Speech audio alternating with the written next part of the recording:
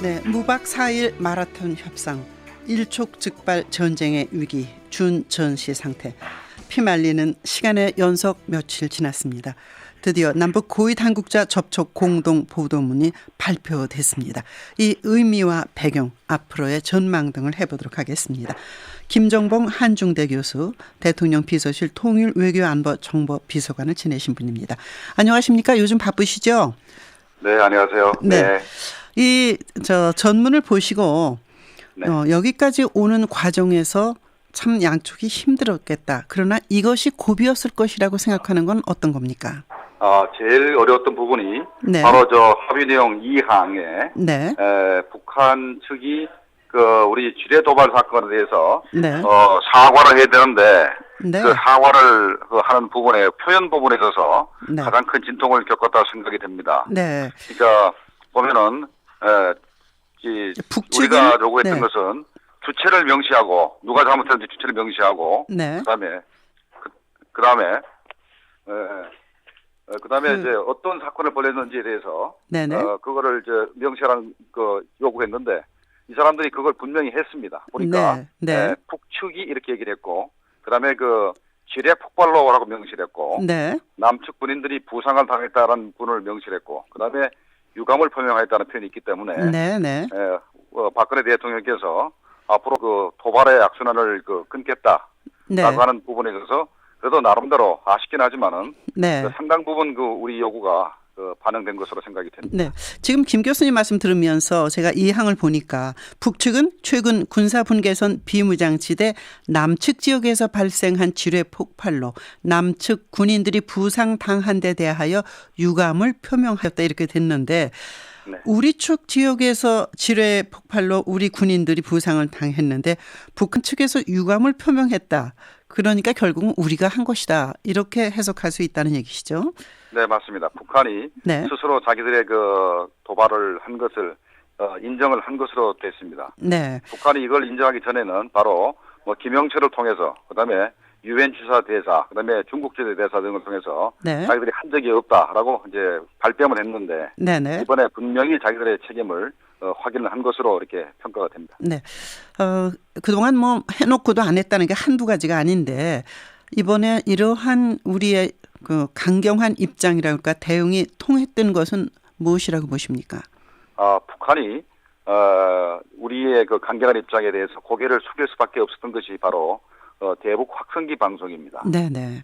우리가 생각할 때는 확성기 방송이 별거 아닌 거로 생각할지 모르겠으나 네네. 확성기 방송을 통해서 바로 진실이 바로 북한 군인들한테 네. 북한에서 가장 사상이 투철한 젊은 17세부터 30세 사이에 네네. 젊은이들한테 바로 진실이 전달되는 것이죠. 바로 북한 김정은 체제의 바로 문제점들, 김정은 네. 가계의 문제점들, 그 다음에 6.25로의 책임 문제라든가, 네. 그 다음에 해방시킨 사람이 김일성이 아니고 바로 소련 군도였다는 이런 것들, 네. 이런 진실이 전달되는 것이고 또 하나는 네네. 우리의 앞선 문화, 네. 그러니까 음악, 우리가 잘 사는 거 그렇죠. 문화, 우리의 청서, 발전상, 그다음에 우리 K-팝 같은 것이 들어가게 되면은 네. 바로 이제 전방에 있는 젊은 군인들이 네. 마음이 동요되고 또 탈북을 할 마음이 생기고 또 네. 얼마나 이제 3년만 그 방송을 듣게 되면은 네. 북한 군인들이 전의를 상실한답니다. 아하, 네. 그리고 김정은 입장에서는 반드시 확성기 방송을 중지해야 될 그런 절박한 것 때문에 네. 우리가 사과를 요구하는 데 대해서 사과를 받아들인 것으로 평가가 됩니다. 네.